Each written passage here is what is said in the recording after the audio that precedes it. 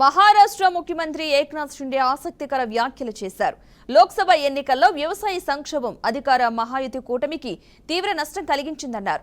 ముంబైలో జరిగిన వ్యవసాయ ఖర్చులు ధరల కమిషన్ సమావేశంలో ఆయన పాల్గొన్నారు.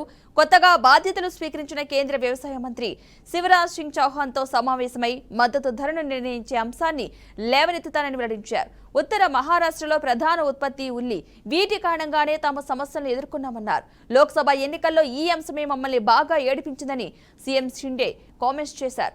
ఇక వ్యవసాయ సంబంధిత సమస్యల గురించి తాను ప్రధాని మోదీతో మాట్లాడాను అని సీఎం ఏక్నాథ్ షిండే తెలిపారు. అలాగే ఉల్లి, సోయాబీన్, పత్తికి కనీస మద్దతు ధర నిర్ణయించడంపై కేంద్ర వ్యవసాయ మంత్రితోనూ చర్చిస్తామన్నారు.